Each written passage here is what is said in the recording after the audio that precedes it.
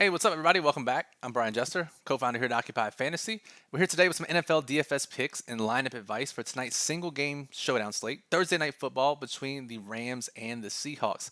In this video, we'll talk about lineup constructions for low-risk and high-risk contests, a major injury that impacts the slate, and just some general strategies to help get you to the top of your contest leaderboards.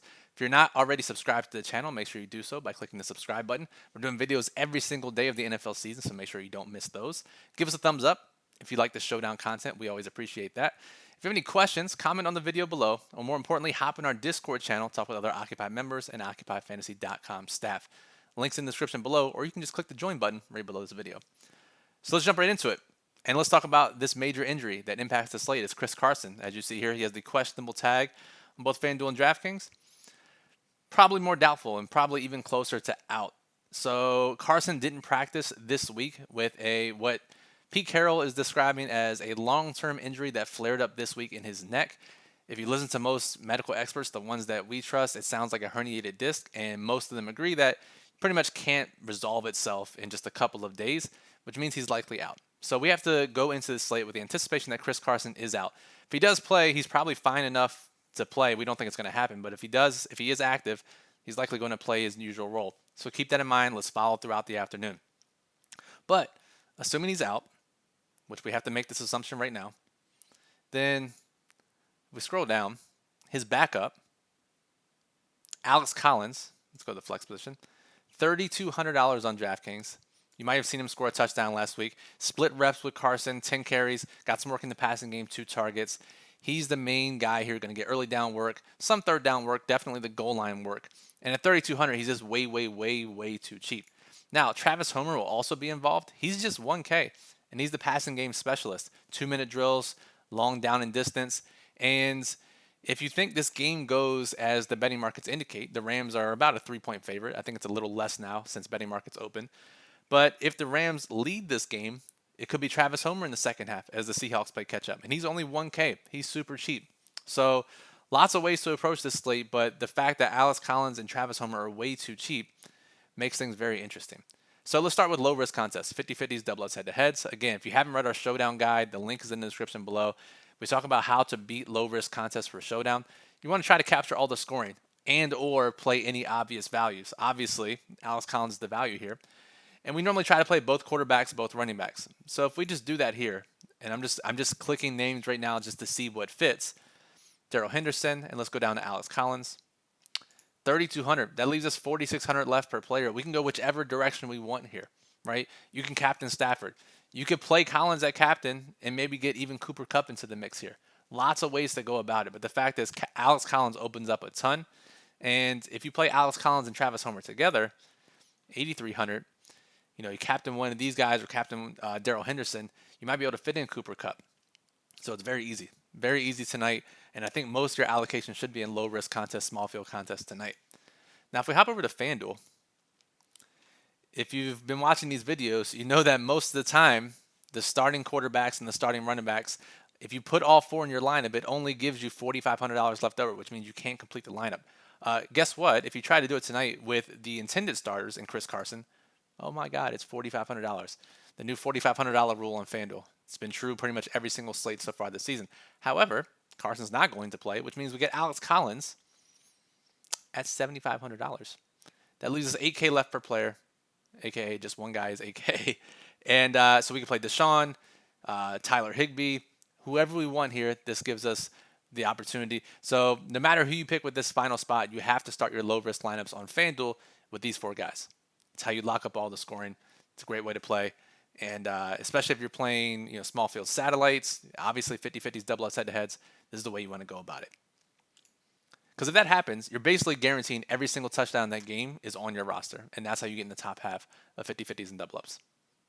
And it's how you win most of your head-to-heads too. All right, let's go back over to DraftKings and let's talk about the high-risk contests. And this is incredibly interesting tonight because of the Alex Collins and Travis Homer situation. We know that Alex Collins is going to be popular. And on DraftKings, he might be a little more popular at captain, right? Just because we already talked about what he allows you to do with the rest of your lineup. Because if you captain Alex Collins, let's go to the captain spot, see if we can get this right this time. And we put Alex Collins here. 9K left per player. I mean, you can get 3-4 of these guys up here. It's pretty crazy. And I think a decent amount of people will do that. So the key here is if you decide to play Alex Collins at captain, you have to anticipate that he scores a good amount of points. He's one of the highest scorers. And you have to leave some salary on the table because anyone who plays Alex Collins at captain is going to do this and just start jamming, right? Just start jamming guys up here. Maybe one more, right? They're just going to start playing the guys at the top. And most of the lineups that play Collins at captain are going to look exactly the same.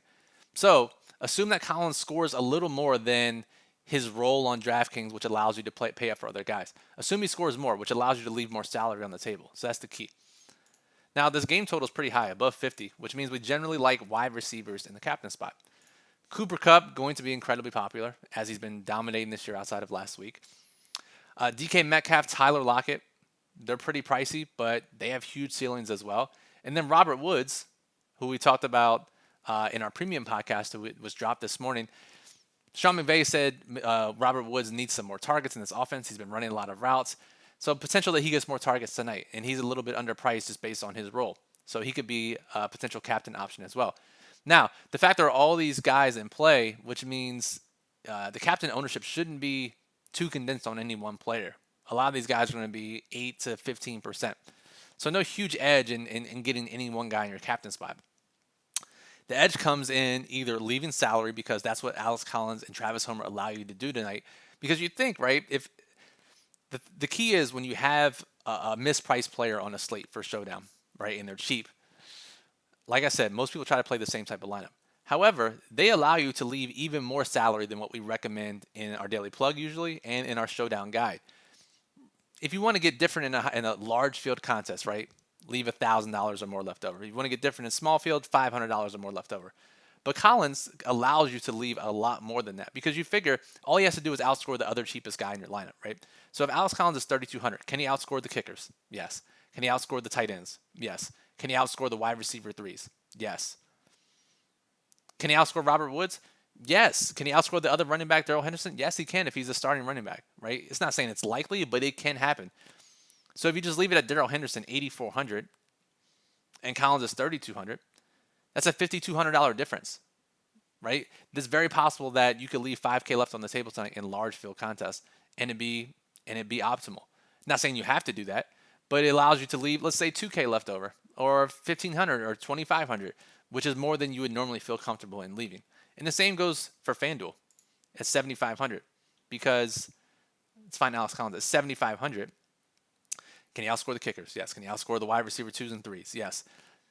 Right? That's another 5,500 or more that you could, 4,500 or more that you can save, right? Normally we want to leave at least 1K over on FanDuel. We've seen all the big splits this year. If you leave 1,500, 2,000, it gives you a little more chance to be unique. With Collins, you can leave up to 5,000, 6,000, 7,000, maybe even more, because Homer as well. We've talked about Collins in this regard, but if you talk about Homer, who's almost a min price, and he outscores Collins in a game script where Seattle is trailing, now he can outscore guys that are 6, 7K higher, right? So the key here tonight is salary usage. Use less salary than you normally would in your high-risk contest to get different, because again, everyone's going to have the same idea if they play Alex Collins or even if they play Travis Homer. That's the key. We saw it in the very first slate of the year. It's a different concept, but on FanDuel, Amari Cooper was 4 or 5% at the MVP spot, which is a pretty low-owned wide receiver, pretty low-owned MVP. But it was split a billion ways because everyone else had the same idea and played it the exact same way. Almost 20% of the lineups that played Amari Cooper in Week 1 showdown slate were the exact same, which is just insane. So, you got to keep that in mind.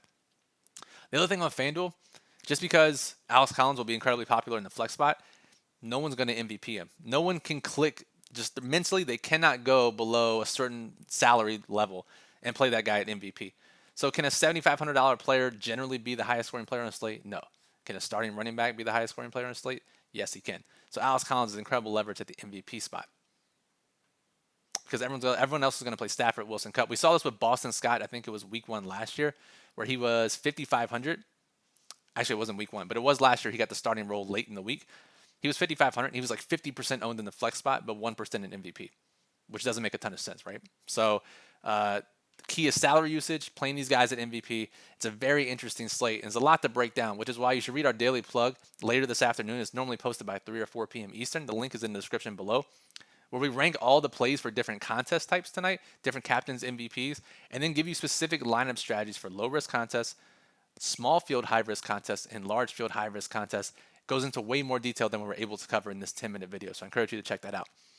Also, make sure you're checking out our Occupy model, which has rankings for both FanDuel and DraftKings with projected ownership, very helpful for building lineups. And make sure you subscribe to the channel. Again, asked you at the beginning, I'm going to ask you one more time because we do put out videos every single day. Chris, our NFL writer, put out a wide receiver video yesterday with our underperforming wide receivers for week 5. They did very well in week 4. You don't want to miss that. Give us a thumbs up. And if you have any questions, comment below. Or, again, the quicker way to get answers is in our Discord server. Join right below the video. So, Brian Jester for Occupy Fantasy. Appreciate everyone listening, and good luck tonight.